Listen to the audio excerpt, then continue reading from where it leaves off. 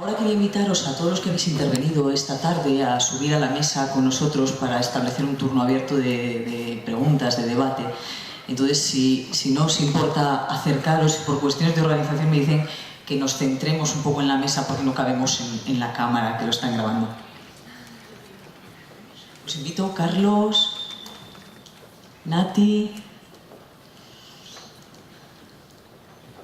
Ángel.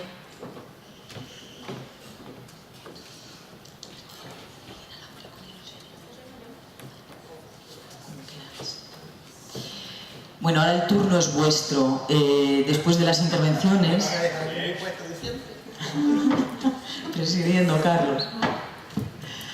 Ahora el turno es vuestro. Después de las intervenciones abrimos este turno de preguntas. Aquellas cuestiones que se os hayan quedado a lo largo de la tarde. Preguntas, reflexiones en voz alta. Todo es bienvenido. Adelante.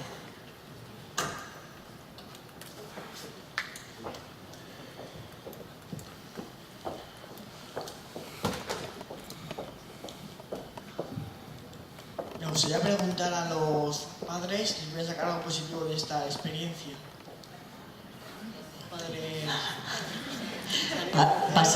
Tomad el testigo móvil a alguna de las familias. Bueno, positivo, a ver, yo creo que no. Si tú tienes un problema en base no es positivo. Otra cosa que a partir del problema tú lo transformes y saques cosas que te permita vivir con ello, vivir con normalidad. Pero la gente que ve, es mi opinión personal, cuando dice, no, es que me hizo mi hijo mejor cuando tuve el problema, eso es mentira. Eso es mentira. Yo prefería tener un hijo que no tuviera un problema. Entonces, aprendes a moverte un poco más en la sociedad, a buscarte soluciones y a responsabilizarte un poco más. Entonces, si eso tiene su parte positiva, pues sí.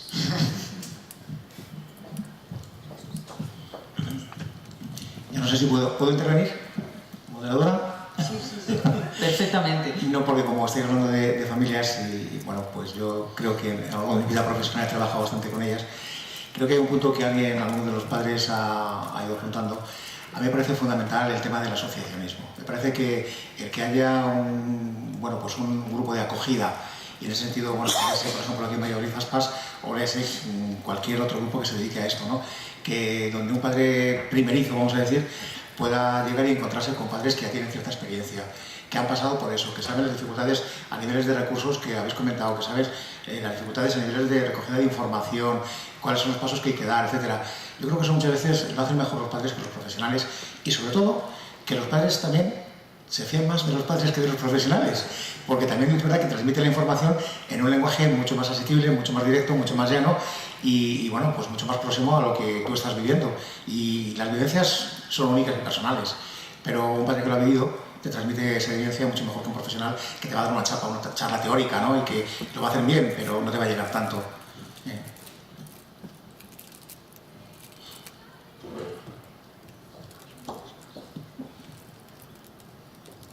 Sí, y referente a eso, una de las cosas que más alivia, por lo menos en los momentos iniciales y que más ayuda a los padres, es cuando ves a otro niño, cuando te ponen en contacto con otro niño que ha superado o que está en proceso de superarlo, pero que, porque todo lo que te cuentan, efectivamente, todo lo recibes, pero en cuanto ves a un niño que se dirige a ti, que te da los buenos días o que tal, y que tiene el mismo problema que el tuyo, se te abre el mundo ahí y dices, igual lo consigo que sea así, que puedo hacerlo, eso te ayuda muchísimo. Reflexión en voz alta. Decíamos en el descanso, ¿no? con Carlos y algunas exalumnas que si bien los profesionales el primer año que empiezan o que empezamos cada uno a trabajar es el año que más tienes que estudiar, que más tienes que formarte, que haces horas extras para ser capaz de afrontar los retos que exige tu profesión. Yo diría que las familias, este máster en discapacidad auditiva lo hacéis invasivamente, ¿no? De repente, desde el momento que os diagnostican la pérdida auditiva, empezáis a generar unos recursos que de verdad ya querrían muchas logopedas, os felicito, A mí me llamaba la atención un poquito todo lo que decían, ¿no? Del apoyo psicológico que necesitan. No lo sé si, Ángel, desde el punto de vista de la psicología, podemos decir algo. Nos centramos un poco en el desarrollo psicológico de los niños y niñas sordas, pero quizás las familias precisarían un recurso de apoyo psicológico, por lo menos en esos iniciales momentos. Bueno, por parte que toca, sí. Claro, es que, a ver, estamos viendo a las familias como parte implicada a nivel emocional, evidentemente, pero también tenemos que pensar que las familias tienen un papel terapéutico muy importante, porque las familias van con el niño al tratamiento, las familias van recogiendo información, las familias tienen que vincular luego esa información a su quehacer cotidiano, tienen que adoptar actitudes positivas, tienen que aprender a hablarles de una manera, tienen que aprender a fomentar ciertos aspectos del desarrollo. Y a veces, pues, ¿quién apoya al apoyador? Pues es verdad que el apoyo social, igual que en los centros de educación especial, es imprescindible que los educadores que trabajan con poblaciones afectadas y que se queman, el síndrome del quemado, requieren algún tipo de apoyo psicosocial, pues evidentemente yo creo que los padres también. Yo vengo del mundo del autismo y en el autismo se defiende a ultranza que este fenómeno asociativo, además de acoger a los padres primerizos, pues también ofrezcan este apoyo social, y sí lo suelen tener, porque sí que suelen tener técnicos. En el mundo a lo mejor de la discapacidad auditiva, pues no tanto, porque evidentemente yo creo que he intentado dejarlo claro en la ponencia, no estamos hablando de discapacidad intelectual ni de trastorno del comportamiento, pero estamos hablando de otra discapacidad que lleva unos quehaceres, lleva unas responsabilidades y que alguien tiene que apoyar al que apoya, eso está claro, yo creo que sí.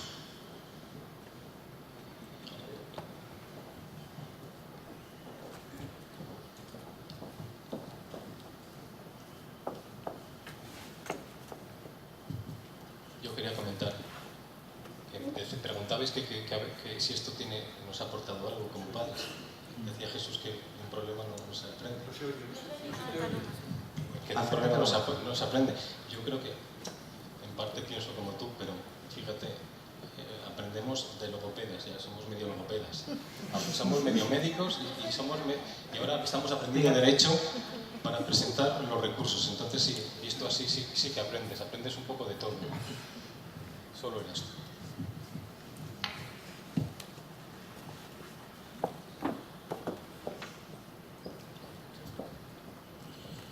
Hola, buenas tardes. Soy José Andrés, para los que no me conozcáis, soy el presidente de la asociación de aquí, de Aspas. Como ha salido el nombre del asociacionismo, cuando estabais todos arriba, os quería haber preguntado, pero bueno, como veo que se va tarde, tampoco, aprovechando que tengo aquí a todas las profesionales, todo lo que demandáis todos de nosotros, la asociación, lo que demandáis tanto los profesionales como lo que demandan los padres, y casi me gustaría oír más lo que hacemos mal que lo que hacemos bien. Creo que algo haremos bien, pero bueno, los recursos que tenemos la verdad es que son escasos y, como decías antes, es todo a veces una cuestión económica y la cuestión económica pesa mucho a la hora de conseguir, sobre todo profesionales, los mejores profesionales, bien formados y demás. Entonces, aprovechando que yo tengo por aquí a todas mis profesionales, quiero saber lo que nos demandáis todos y, sobre todo, lo que hacemos mal.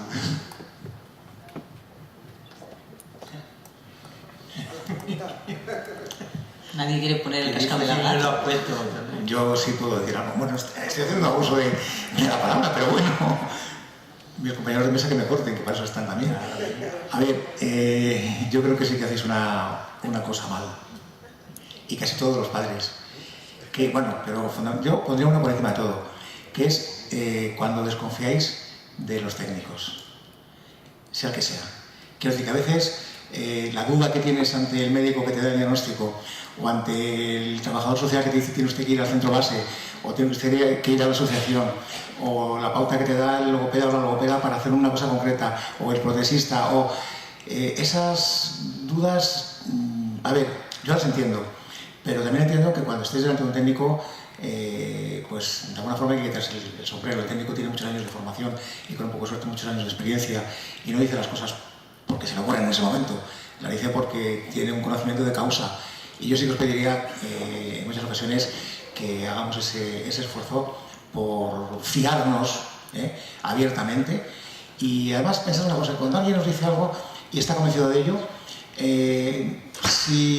a ver, no sé cómo decirlo, pero si os está diciendo una metodología de actuación, puede estar equivocado, pero cualquier metodología es mejor que ninguna. Y siempre hay que poder corregir. No sé. Antes de que intervengas, yo os voy a echar una flor como asociación. Creo que sois una asociación muy activa, es decir, Aspas no es la típica asociación en la que los padres se apuntan y ya está, y pagan una cuota al mes, ¿no? Creo que sois una asociación participativa, eso me parece muy interesante. Quizás si podemos echar algo de menos, porque yo creo que más que echar de menos se trata de sacar conclusiones para el futuro y mejorar todos, ¿no? Lo que nos falta a todos, y en todos estos congresos en los que estamos de distintas disciplinas ocurre así, es la coordinación. Más allá de la coordinación, de lo que yo transmita cuando tengo una sesión de terapia a la familia que ha venido a la terapia, quizás tenemos que encontrar canales para reunirnos cada X tiempo y decir qué necesitamos. Digo, con el sector rehabilitador, con los centros escolares, sí que tenemos una comunicación, pero es una comunicación de pasillo, vamos a llamarlo así.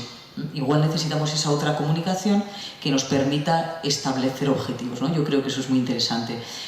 Porque me parece que los padres, ante todo, lo que tenéis que ser, y digo palabras, yo creo que de alguno de los que estáis aquí, que a veces cuando empezábamos las terapias me decís, pero es que soy muy pesado preguntando, es que soy muy pesado demandando, es que soy muy pesado pidiendo. Yo creo que las familias tenéis que ser, voy a poner comillas muy grandes, pesados, tenéis que ser demandantes, pero para eso necesitamos también espacios de diálogo. Hola, bueno, yo soy madre de un niño sordo. Entonces, no sé si es una reflexión o, bueno, para todos así. Entiendo que los profesionales nos pidáis que confiemos en vosotros, ¿sabes?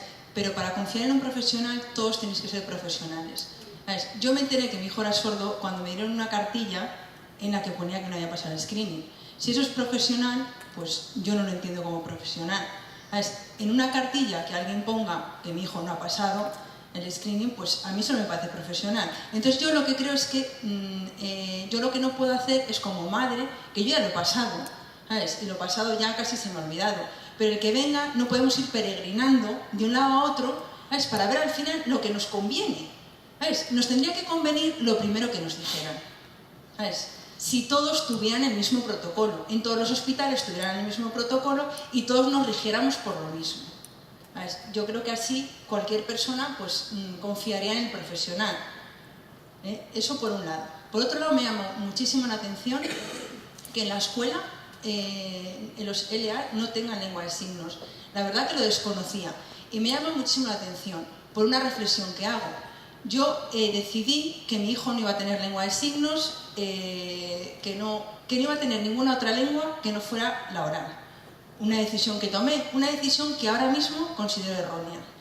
¿Vale? Al paso del tiempo, en mi familia consideramos que ha sido una decisión errónea. Errónea en la que ahora es muy difícil ponerle remedio. ¿Vale? Y yo considero que ha sido errónea porque mi hijo durante mucho tiempo no tiene los implantes puestos. Se va a dormir, no oye. Se va a bañar, no oye. Va a jugar a un juego de agua, no oye. Se levanta por la mañana, no oye. Hay muchas situaciones en las que mi hijo no oye, ¿sabes? Y no tenemos otra manera de comunicarnos, ¿sabes? Entonces, eso fue una decisión errónea que si a mí me volviera a pasar, pues no se volvería a repetir, ¿sabes? Entonces, me llama tanto la atención, ¿sabes? Porque eso fue una decisión mía, o sea, de familia como familia, pero que un profesional, si mañana llega mi hijo al colegio y tiene estropeados los implantes, la persona que está allí, no, si mi hijo supiera lengua de signos, que sería lo normal, no le va a comprender. Es que me habéis dejado... Bueno, a ver, no. Yo decía que no tenían lengua de signos dentro de su formación, de la formación que nosotros le damos para el título. Eso no quiere decir que nosotros no tengamos aquí lengua de signos como unos cursos de extensión universitaria, pero que ellos se pagan aparte y la hacen casi todos porque saben que la necesitan. Pero la universidad como institución no les brinda esa posibilidad dentro de su titulación. Sí que en esta misma casa yo doy la asignatura de lengua de signos y entonces ellos se pueden apuntar, pero no dentro de su pensum, dentro de su plan de estudios. Pero sí es verdad que casi todos los que salen, un altísimo porcentaje ha hecho lengua de signos y luego continúa con los distintos niveles. Pero porque sienten la necesidad. El problema que yo decía era, es increíble que ellos lo sientan y que nosotros no podamos, porque no tenemos cabida dentro de los créditos, ofrecérselo como una asignatura más. El curso pasado estuvimos desde Logopedia haciendo una visita a un centro de educación especial, un centro específico. Nos decían que tenían 3 ALs y decían, y echamos en falta el logopeda. Estamos bien con los ALs, pero echamos en falta el logopeda. Pues a lo mejor lo que tenemos que empezar a pensar es que en los centros escolares, además de la AL, también hace falta el logopeda, por la parte que me toca. No digo más. Barriendo para casa. ¿Alguien quiere?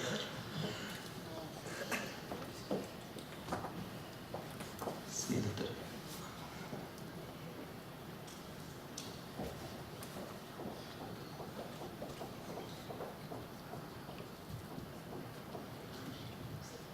Sí. Bueno, yo creo que efectivamente lo que han dicho las familias es fundamental y lo que habéis dicho las asociaciones también, y lo que ha dicho José Ángeles también. Pero yo creo que en todo lo que comentábamos esta mañana los protagonistas son los padres. Los padres que efectivamente deben ir tirando del carro. Yo, cuando ellos hablan de que quizá la información, ellos son responsables de que eso no vuelva a ocurrir.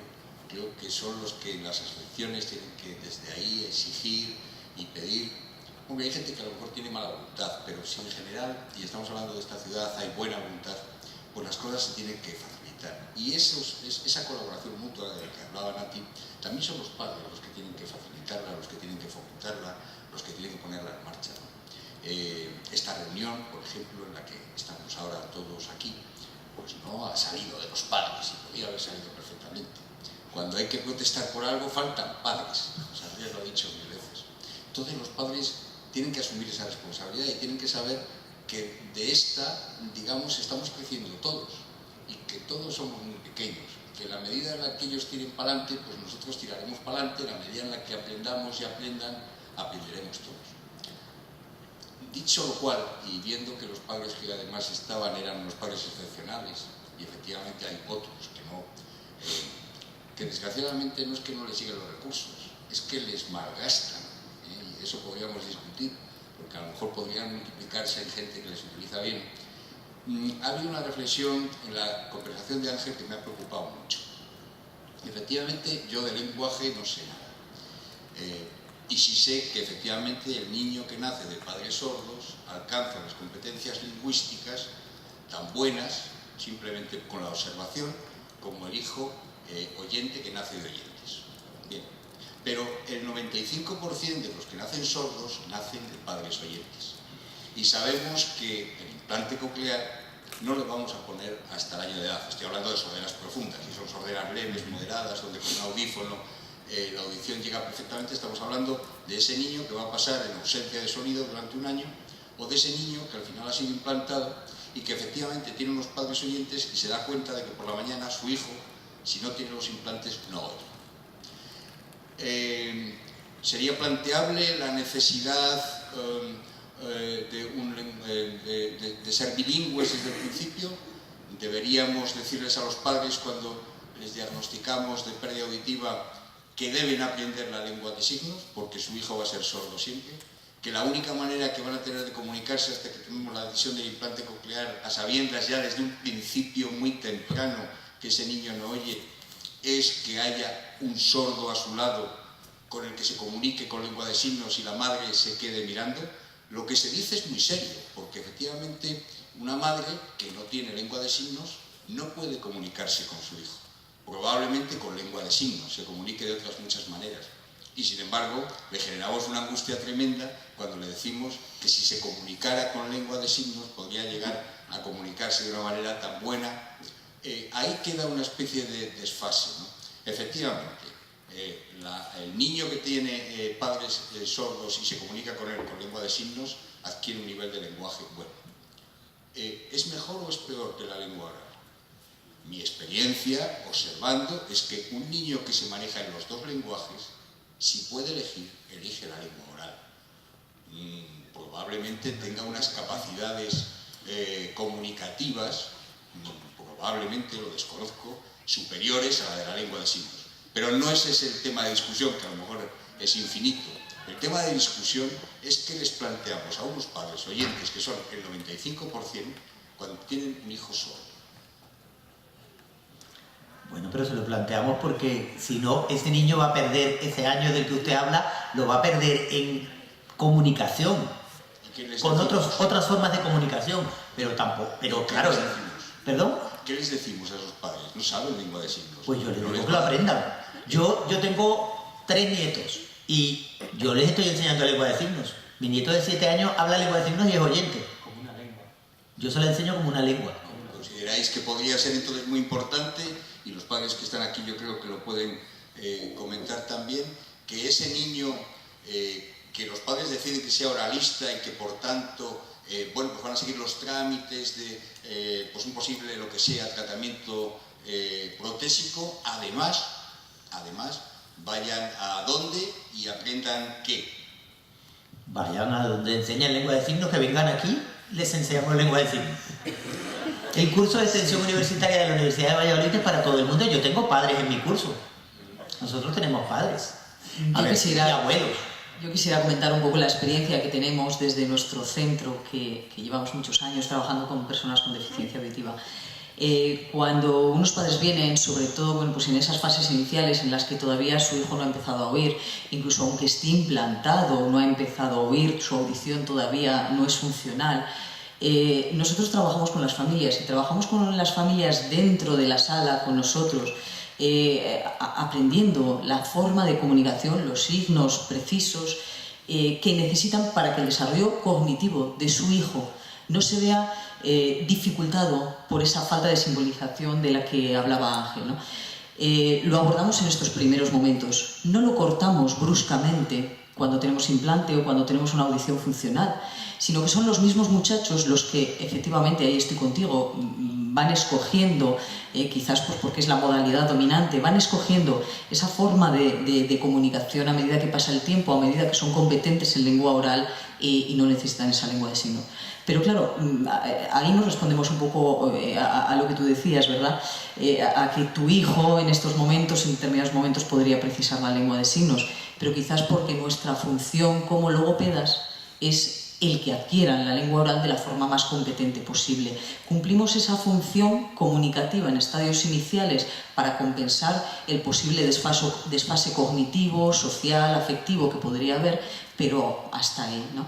Y luego quería hacer una reflexión, porque viendo un poquito todos estos estudios que se han hecho entre niños sordos, hijos de familias sordas y oyentes, a mí me surge que quizás se necesitan algunos nuevos estudios para saber qué pasa con los hijos sordos de familias oyentes que empiezan a desarrollar un sistema de simbolización desde el principio. Es decir, con esta forma de trabajo, sus hijos desarrollan un sistema de simbolización que les permite ser mucho más competentes a edades más tempranas a nivel lingüístico y a nivel cognitivo. Por otra parte, otra reflexión sería que el desarrollo también cognitivo, el desarrollo de la simbolización y los resultados que podrían dar estas nuevas investigaciones quizás tendrían que ver también no solo con el nivel de competencia, la modalidad de competencia lingüística de las familias, sino con el nivel de competencia, es decir, sea en lenguaje oral o en lengua de signos.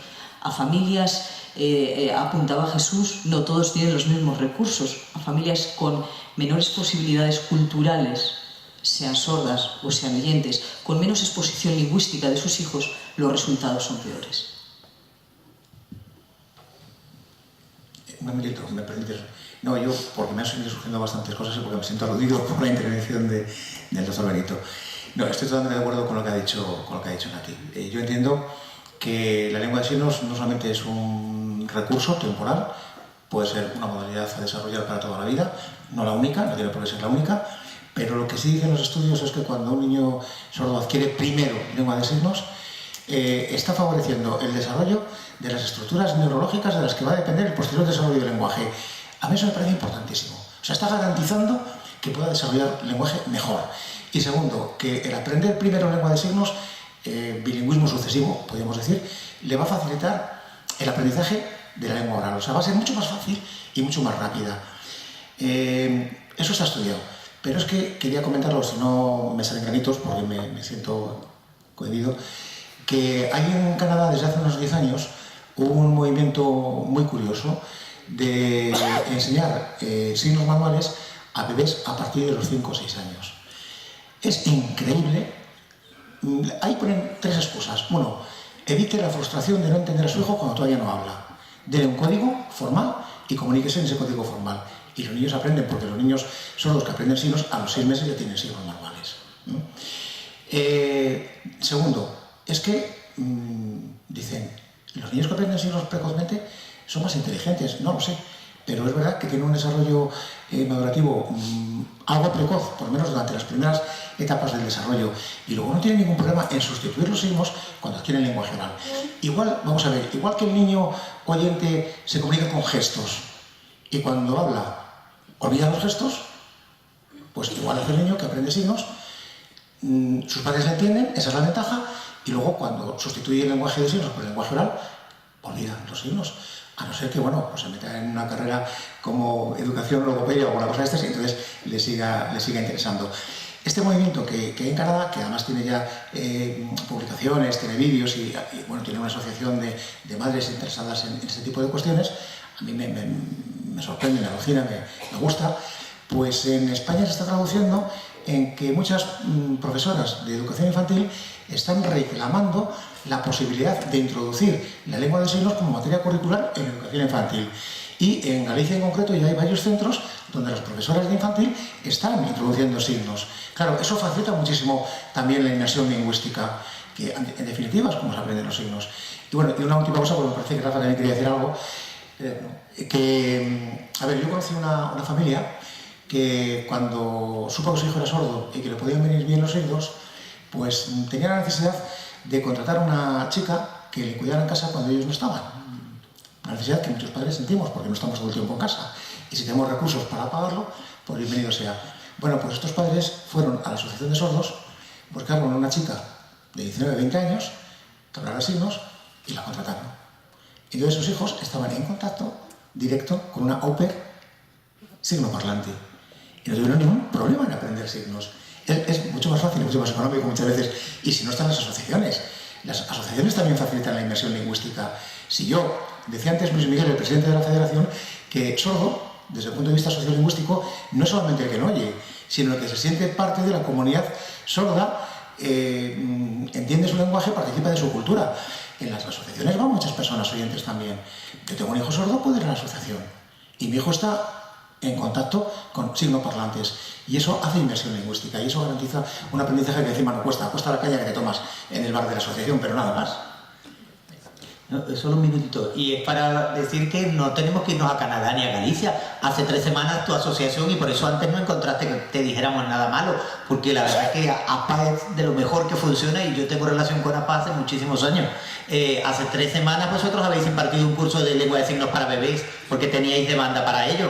Aquí también se está demandando en las escuelas y los propios padres, y vosotros habéis respondido desde vuestra asociación con un curso que yo creo que ha sido fantástico. Quería yo decir eso ahora mismo, a raíz de lo que ha dicho el doctor Benito, que parece que es una angustia. Puedo hablar desde la experiencia de un padre que tiene una hija de 19 años y que empezó utilizando signos. Ella automáticamente lo fue descartando según iba avanzando, porque se fue haciendo un método oralista de una manera muy natural. La vino estupendamente.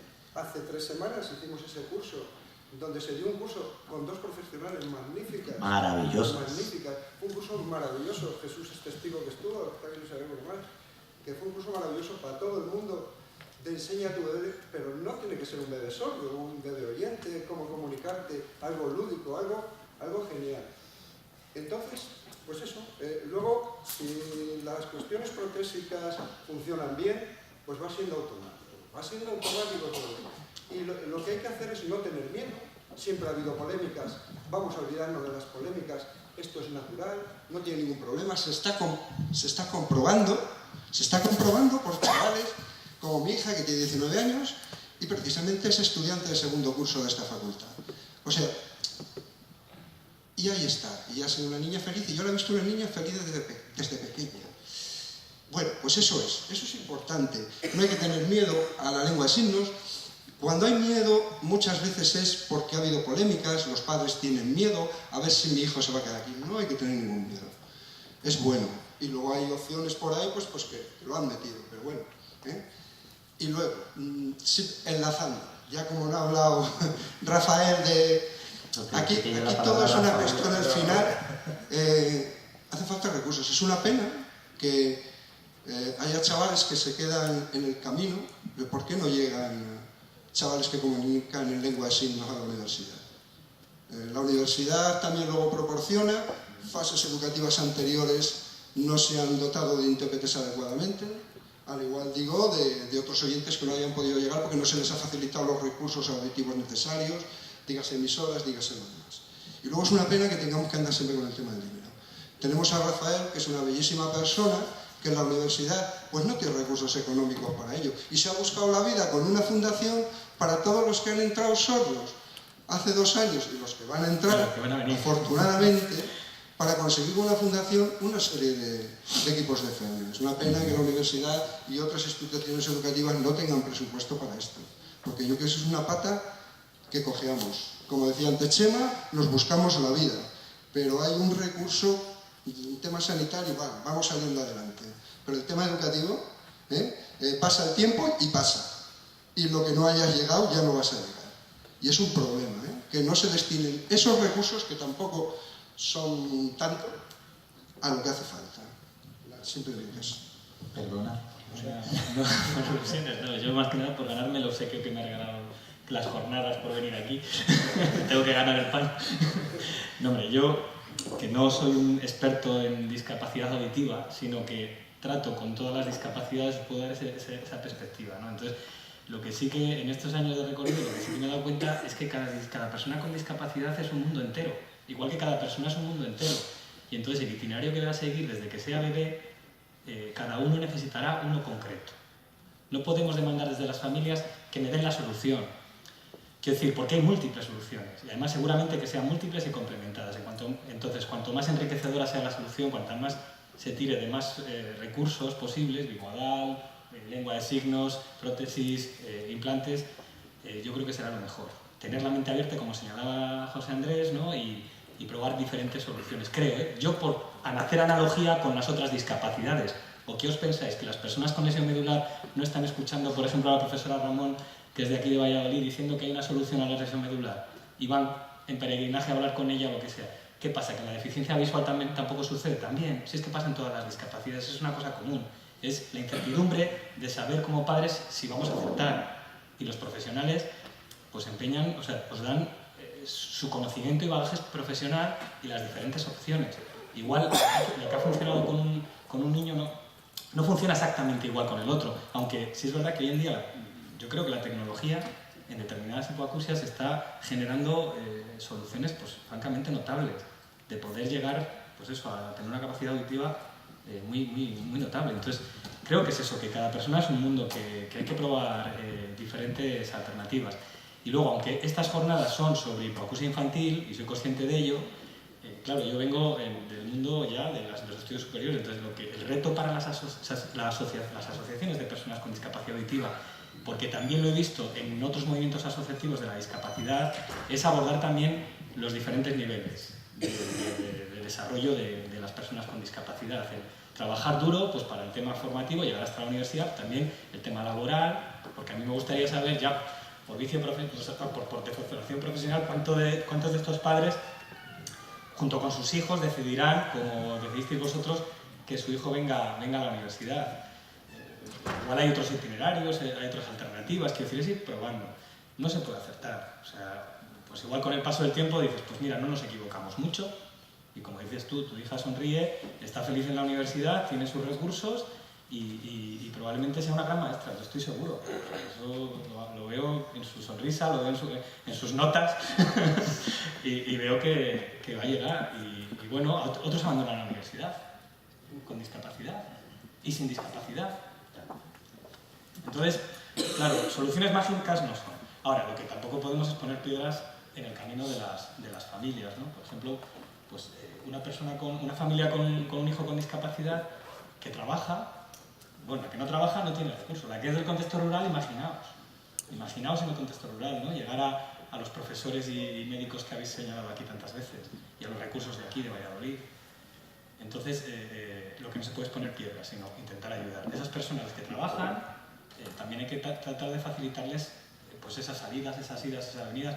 Yo creo que ha habido, aquí incluso en la universidad también, padres que han luchado mucho para conseguir pequeñas cosas, que bueno, que es un camino, pero sobre todo lo que han conseguido, eso ya es como llegar al campamento base, siempre digo yo, del ascenso al Everest. O sea, ya de ahí no podemos bajar.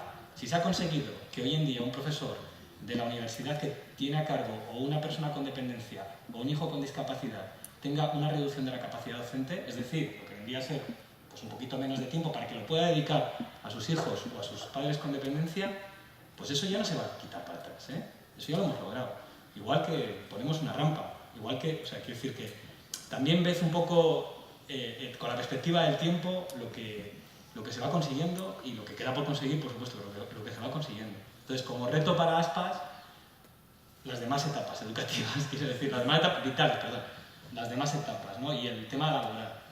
También hay otra cosa que los políticos normalmente cuando establecen sus planes de actuación y tal, se fijan mucho en el número.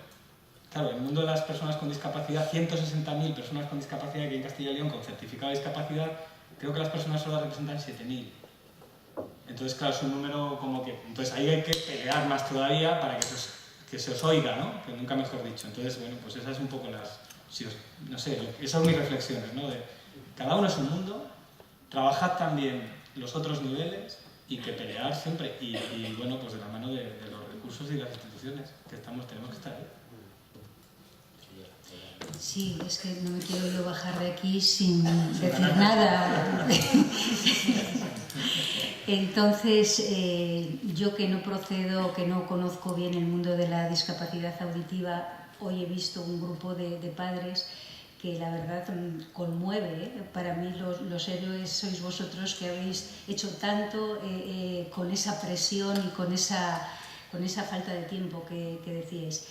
De todas formas, hay algo que yo creo que desde la asociación sí que podéis hacer, y lo pensaba yo ahora porque además algún padre se ha quejado que una de las necesidades es el reconocimiento social.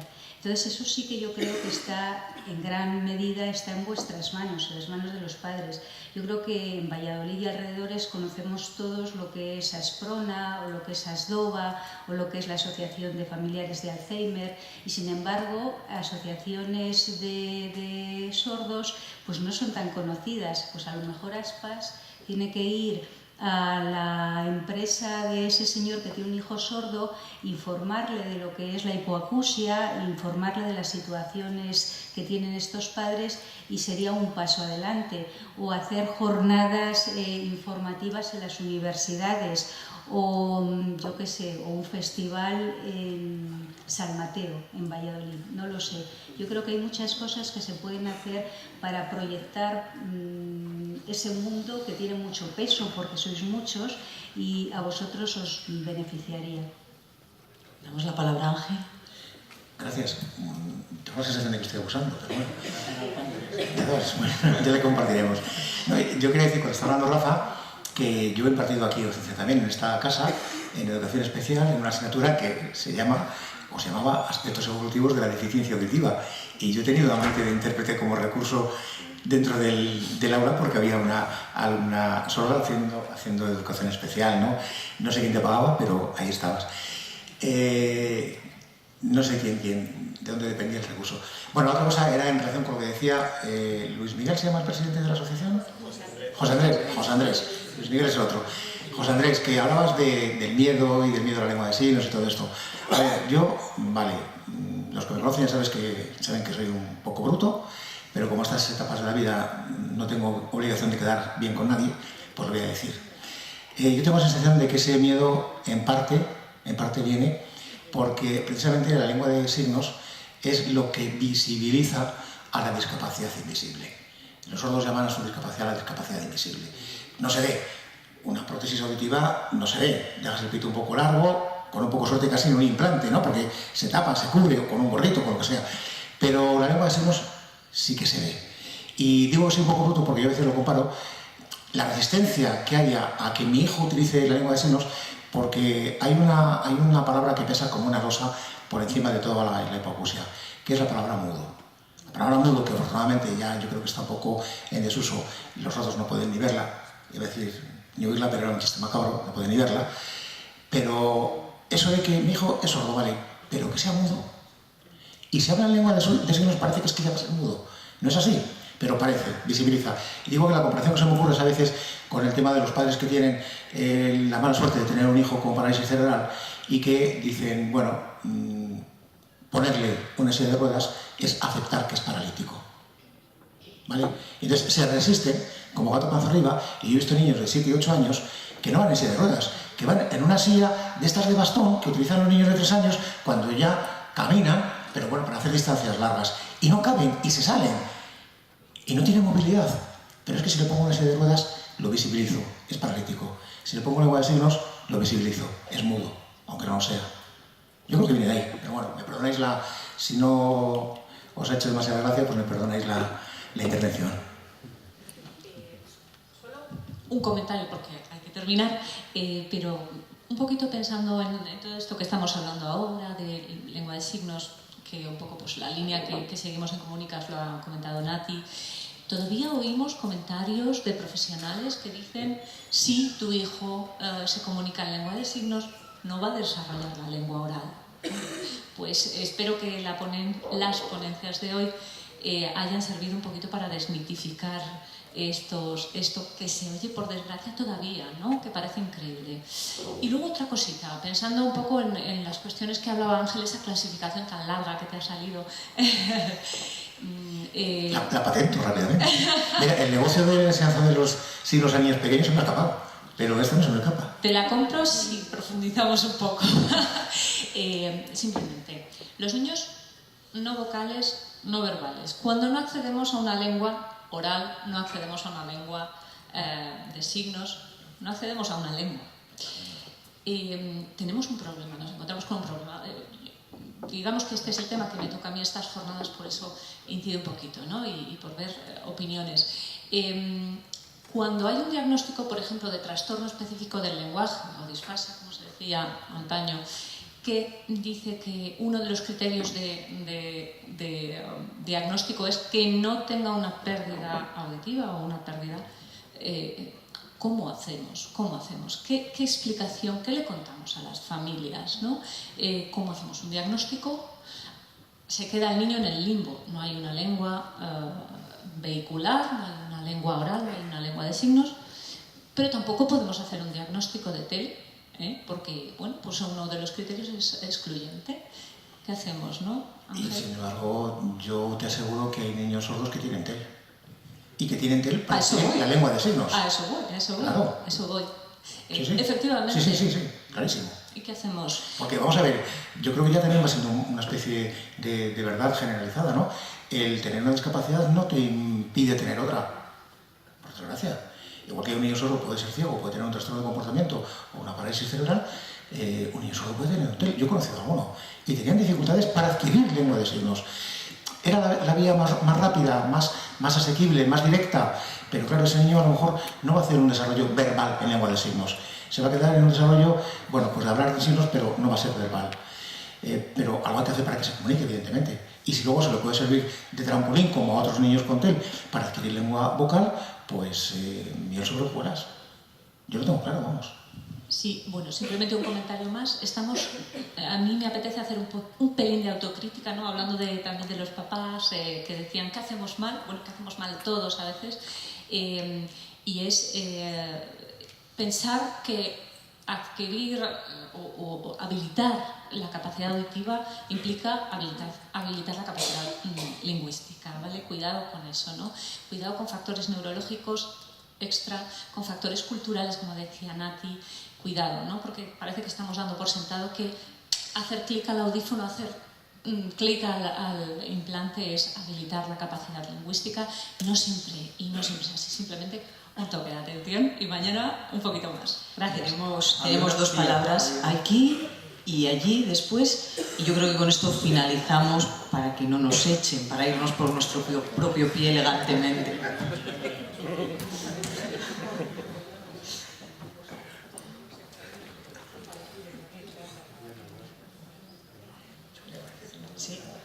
Por ahí había una palabra al lado de... No, se ha respondido. Vale, ahí Fernando, por favor. ¿Pedías una palabra?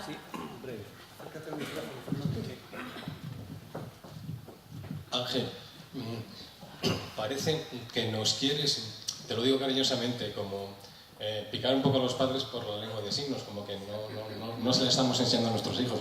Yo quiero que mi hijo aprenda lengua de signos, pero como decían los especialistas esta mañana, es que la ventana de adquirir conocimiento de lingüístico decían que era ancha pero cortita en el tiempo, hasta los 6 años. Entonces, claro, yo creo que todos nuestros hijos han empezado, mientras no oían, utilizando lengua de signos.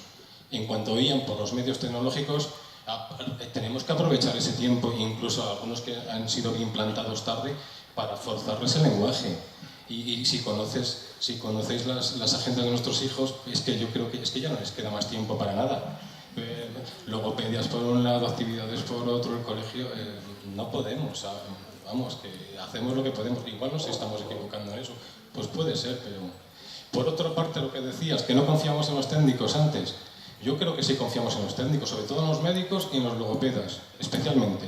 Ahora, yo personalmente en lo que no confío es en las instituciones. Y no puedo confiar en unas instituciones, a nivel general, por ejemplo, que el problema de mi hijo, depende de la comunidad que caiga, al mismo problema le operan de los 2 oídos o solo le operan de uno porque no tienen dinero. Incluso me pueden decir que no, que con un oído, con que oiga por un oído ya es suficiente. Eso es como decirle a un ciego que con que vea por un ojo es más que suficiente. Y eso no es posible. ¿Cómo podemos confiar en unas instituciones así?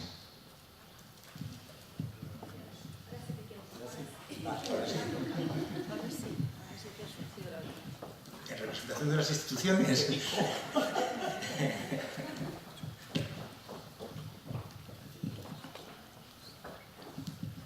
Yo creo que aquí lo que se ha comentado un poco, el problema es la sensibilización desde el minuto cero. Desde el minuto cero nadie se plantea, por ejemplo, en un colegio que sea bilingüe, que mi niño aprenda español, castellano o aprenda inglés. Los dos queremos que aprendan el mismo idioma, los 2 idiomas, porque los niños lo interiorizan cuanto antes.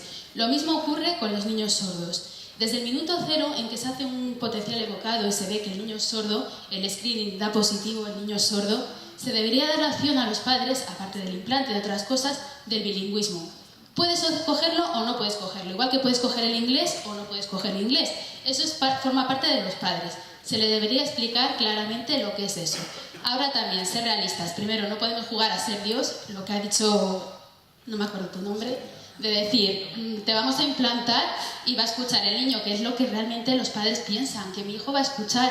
Recientemente he tenido la experiencia con un niño sordo que está implantado y mira que el foniatra nos ha dicho, no deis palmadas por detrás del niño, no hagáis esto, no hagáis... Pero sin querer lo hacemos porque los padres o las personas que tienen un niño sordo, quieras o no, lo intentan porque esperas el milagro, quieras o no, lo esperas.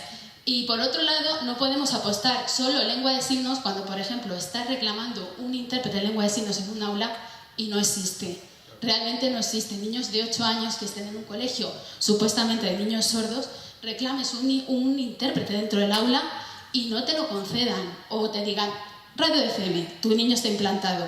A lo mejor esa familia o esa necesidad no es la solución. O tú vayas a un colegio o un instituto de niños sordos y no estén las horas lectivas cubiertas por un intérprete. Entonces es la sensibilidad desde el minuto cero, tanto en lengua de signos como en lengua oral. Es la realidad y bueno, desde el ámbito más neutral posible, porque no tengo familia sorda, pero lo conozco muy cerca. Completamente de acuerdo. Por concluir un poquito esto, yo creo que hemos llegado un poco al punto, como decíamos, de que esto no es menú del día para todos, esto es a la carta, esto tiene que ser un poco más exquisito, un poco más ajustado a las necesidades de cada uno. Para los que no habéis estado esta mañana, yo me he quedado con unas palabras de la inauguración de doña María Pilar González, directora General de Innovación y Equidad Educativa, en la que decía que, si no me equivoco, Carlos, que en nuestra comunidad van a intentar implantar como optativa en los centros escolares la lengua de signos, igual que otra optativa, ¿no? Efectivamente, no es una obligatoria, pero sería una optativa.